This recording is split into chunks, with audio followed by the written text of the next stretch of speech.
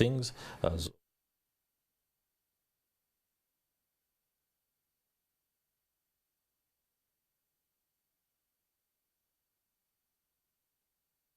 Hello, a very good morning for those who are still with us on Morning at NTV. If you are just joining us, a very warm welcome. We are discussing a whole range of issues, and on Kickstarter, in this particular segment, we are discussing the rising cost of construction materials. Of course, if you walk around, move around, drive around, or even ride around the city and metropolitan areas, and also outside Kampala, central Buganda, and other parts of the country, you will see a lot of construction going on, both public and in the private sector.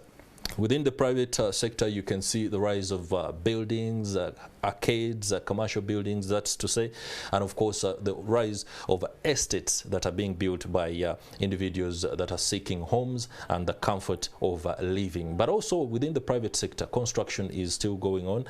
Roads and other infrastructure, as the government gets into the process of improving infrastructure for the average citizens. On the show this morning, we are joined by Andrew Muhwezi, a mechanical engineer. He will be giving us an expert's perspective on what is happening and why some of these products are shooting up in terms of price. We also have Peter Musobya, a sales manager at Hardware World. Hardware World is a dealer in these products, and we shall be getting a dealer's perspective on exactly what is happening. Gentlemen, welcome to the program. A very good morning. Good morning. How are you doing? Fine. Oh, fine. I'll go straight to Mr. Peter Musobya, a sales manager at Hardware World. You're a dealer, yes, and you do import these products into the country. Yeah. What the hell is happening? First of all, good morning, viewers. We are privileged to be here and to talk about a very contentious issue that is affecting not only the dealers, but also the whole economy. First of all, for the first time, we are having a very, very, very bad experience as far as trading is concerned. What is happening is that we as dealers in hardware materials, we are experiencing a general hike of not only one item, but generally all the items. A whole range of items, yeah. More specifically, cement, iron bars, paints, and to mention. Now, this one here has grossly affected not us only the dealers, but every stakeholder. You find that the prices have gone so high that the amount of customers, the number of customers we used to have been cut by more than a half. The items have gone, within a period of 1 month, there's an increase of over 10,000 shillings on certain items. This is now unheard of. It is so big, and unfortunately for us as dealers, we do not have a big kind of hand to put to quash the prevailing problem. You find that construction has also gone down so much. For instance, someone who used to buy 100 bags of cement now can afford 40 bags of cement. Now, this is affecting so many people. One is that we do not have now the capacity to serve our clients. The engineer, Mr. Muhwezi, will bear with me. We cannot serve our clients to the way, the kind of expectation we would have loved to be able to serve them. Some of these now, products. There are about 3 issues that have caused this problem. The first problem is the unexplained hike of fuel prices. You find that fuel prices have gone so high. Now, fuel is a commanding factor in the whole of the economy. Irrespective of whatever sector of the economy you are. You find that all transporters use fuel. That's right. All factories use fuel. I will explain how factories use fuel. Now, there has also been some breakdowns in some of our supplier factories, like those ones of cement, which has also created some bit of scarcity. You get it? Now, the 3 factors have explained the general hike in the prices. Now, fuel for no, at every level of trading, you will need the fuel. Us as dealers, we transport our cement. Yes. From the factories to our premises. Now we have sub-dealers who also transport from wherever we are to their small sub-units. Outlets where now also sold. The end users also transport the same. Now all these are faced with hiked fuel prices at different levels. You find that by the time the end user gets cement or gets an iron bar, then the price is almost increasing by about 20–30%. You get it? Yeah. Now, unfortunately, the power supply in Uganda is not very sufficient. Power supply? Yes. Okay. It is not very sufficient. It is on and off. So the factories that supply us with commodities always factoring the cost yes, of they power. Substitute with diesel in most cases. Yeah. Now the diesel prices have gone high. Have gone high. You get it? Okay. So this one again comes into hike in prices. So the problem is just too big. Right now as I speak, even other factories are increasing prices. They cannot afford to be in production. Okay, that's very interesting. You put forward 3 aspects, and but I'll be later wanting to know, because hardware world and any other dealer for that matter do enjoy economies of scale in the conduct of business. So you'll be telling us why you can be grossly affected within a very short time like that. But let me come to Andrew Muhwezi, a mechanical engineer. There is a lot that we need to understand in terms of the expertise that could be at the center of some of the trends that are going on within the industry, especially for construction materials. What's your take on why these prices are getting up? Yeah, thank you very much, and good morning to all our viewers. Good morning to the engineers out there. Oh, wow. Yeah, of course, the escalating costs of construction materials is not good at all. It's not good for the economy. It's not good for the construction sector.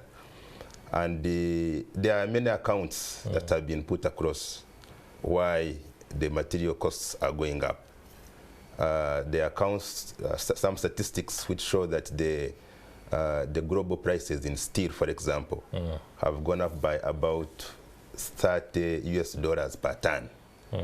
And of course, as we recognize locally and internationally, also the transportation costs have gone up on account of increase in fuel costs. But also you notice that some of the increases in construction materials, for instance, cement, has now moved from an average of about to 28,500 per bag to now about 40,000. We are talking about something in the range of 40% increase. Sure. And it's a very big concern, because amidst the hike in prices, some developers must push on with their projects. That's right. And there lies in an inherent risk which must be dealt with in terms of compromises in the quality of materials, which some developers, if they don't take caution, they may end up using compromised quality of materials. And this has wider implications in terms of construction safety. That's right. And it is very important that developers employ rigorous quality assurance procedures on their construction sites, so that they do not put cost ahead of quality. There's no substitute for quality. So this is a major issue. And while we get concerned with the price of materials, we must also be cautious that there can be some bad practices that can be masked and cause some challenges. Okay, you seem to suggest that the crisis, of course, will offer some unscrupulous individuals the advantage to do things that ought not to be done. Does that speak to the regime of quacks or people who are taking advantage, including quack engineers? Yes, of course, like any situation will always be exploited. That's why I'm putting up a very strong message that while we are concerned about increase in prices, that's right. People have already set project cycles and they would want to push ahead. So it's very important that we do not put quality, price ahead of quality. Ahead of quality. And this requires that developers employ rigorous quality assurance measures, including testing of materials. All materials used in construction sites must be tested. And UNBS has the material testing centers, materials and engineering laboratories, where these materials should be taken for testing. But even on construction sites, there are some basic tests that can be carried out. For instance, if you find that you are buying reinforced steel, steel for reinforcement, you can check the length of the steel bar. Normally it's about 12 meters. But you can also find that some people are offering it at maybe 75% of what the current market price offers. So there is more inclination towards price and without cognizance of the implications on quality. Okay. Yeah. That's very insightful. In terms of the dealers who are bearing the brunt, so to speak, just like the consumers out there, what price mechanism is being adopted, for example, within the associations to be able to ensure harmony across board? For example, in Arua, a bag of cement is going for 38,000 Uganda shillings. The engineer here alludes to the fact that it is 40,000 or more within Kampala. The different prices, is there a mechanism that you are coming up with in the association, for example, to be able to ensure the price is uniform? Yeah, usually we have our umbrella organization as hardware dealers. It is called CHADA, Construction Hardware Dealers Association. We usually sit under that umbrella group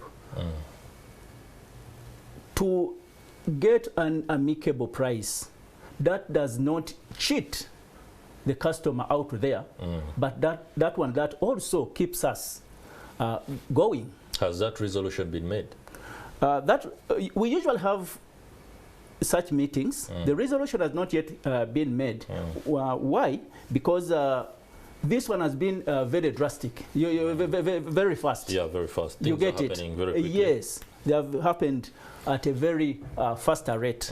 Yeah, but in our association, that is what we intend to do, such that we do, like I said, we do not cheat our customer, and we also remain in business. However, different people have different costs of production or different costs of operation. You get it? And they must be factored into the price. Exactly. Okay. For them to be able to remain in business. Remember that, for instance, the kind of business we are dealing in involves a lot of people. That's right. There is no way you can use a machine under our settings as Ugandans to offload. You have to use boys and exactly. Very strong and boys. all these people must be paid. You get it? So sometimes we factor in something small, but like I said, I insist on something that does not inflict pain on our customer, but which keeps us in. Earlier in your submission, you alluded to the fact that factories are also having their own concerns. But yesterday, we ran a story in which we spoke to some of the cement factory owners on exactly how this is playing out. The price seems not to have moved. If my producer can do me some due diligence and play us the story where we detail the prices at the factory level. Okay, as that is being rectified, we shall be able, of course, to look at. But the point is simple: the factories, especially the one we spoke to, the owners in Tororo Cement, say the price hasn't moved, and you're dealing in Tororo Cement. Why are you setting a new price for cement when where you're getting it, the price still hasn't moved? Like I said earlier on, the cost of doing business is so high now. While people are looking at just the bag of cement, they do not know the process which it goes through from the factory until it reaches the end user. You get it? Right now, possibly Tororo did not tell you, but cement is being rationed. It is not enough. By the factories? Exactly, by the factories. Okay. The production capacity of the factories right now is very low. They cannot produce those quantities that are sufficient enough to serve the market. So because of that rationing, first of all, we are also transporters for this cement. And you send a truck, then the truck spends a whole week. On the road? On the road. No, not on the road, in the factory. In the factory? Yes. Parked, waiting for loading. It's on the queue. Wow. These people are paid. Then the trucks have fuel, they have to move. Then you find the people now at the stores who are going again to serve the clients. You know, the cost of doing business is extremely high. But unfortunately, the common man does not look into all those costs.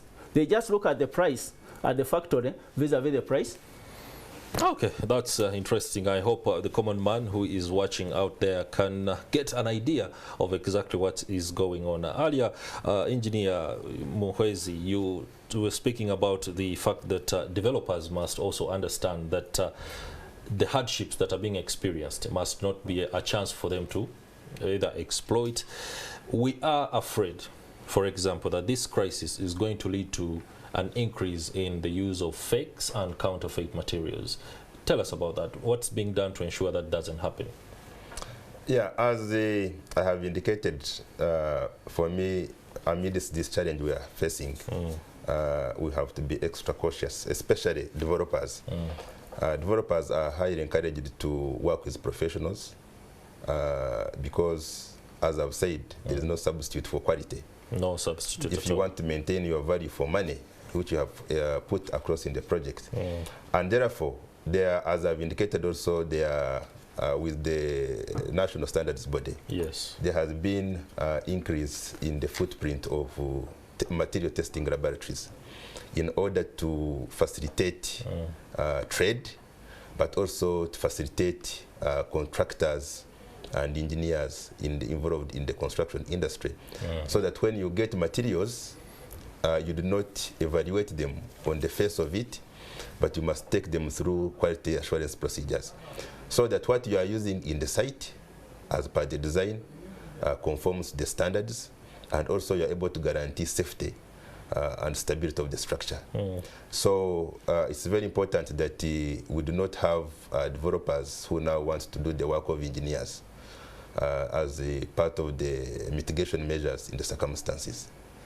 Can the crisis in Ukraine, the war with Russia, explain some of the issues going on?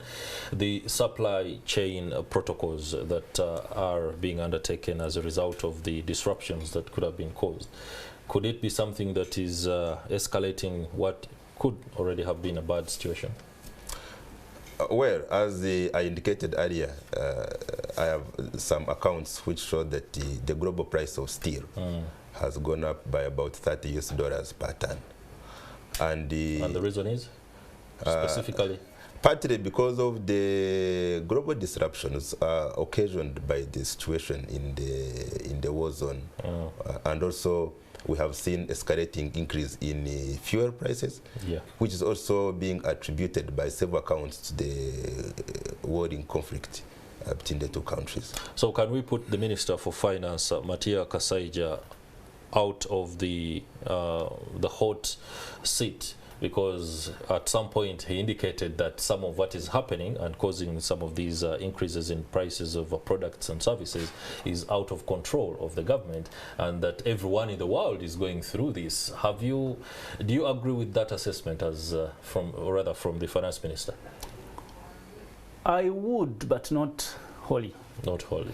I think the Minister of Finance and Economic Planning has not played that role, the whole role which it is supposed to play. I think it's a bit sitting back. You get it? I think we have certain things we can do within our powers. That's right. Which can assist in at least reducing.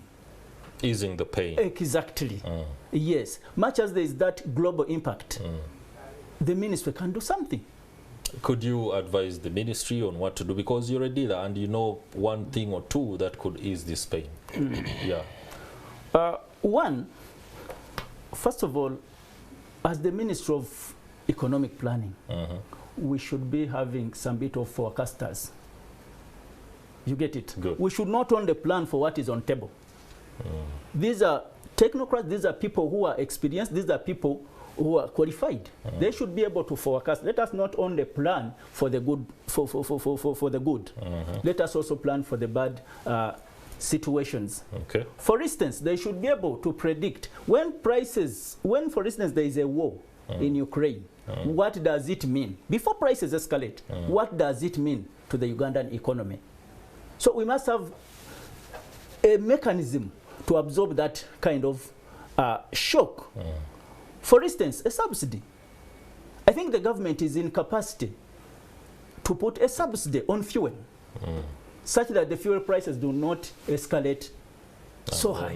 Lead to a crisis. Yeah. Well, that's good information. Of course, later on, the permanent secretary in the Ministry of Finance, who is also the secretary to the Treasury, Ramadan Gobi, will be briefing the country on measures being undertaken, and he will be giving explanations on exactly how is that. So we give him the benefit of the doubt. Engineer Muhwezi, how does the cost of building a home right now relate to the average Ugandan out there? If they've been using, for example, 40 million Uganda shillings to come up with a complete acceptable home, right now things are haywire, the prices are up, and many of them had perhaps planned that they were going to use that amount of money.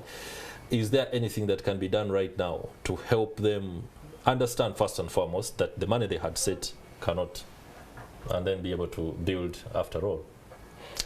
Yeah, of course, when you look at some of the critical materials whose costs have shot up, they almost have no alternative when it comes to inputs to buildings. And if you are talking about increase in about 40% in the price of cement, it means that the proportionate increase, it will be reflecting the proportionate increase in the overall price which had been set for the a particular structure.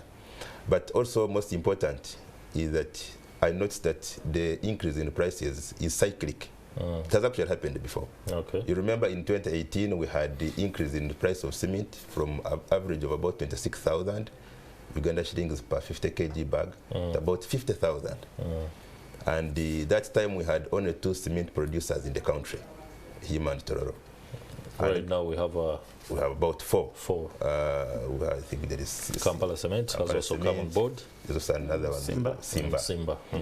And that time government intervened and I think put some measure through the Ministry of Trade and Industry, and they wanted to allow importation of cheap cement or low-cost cement into the country.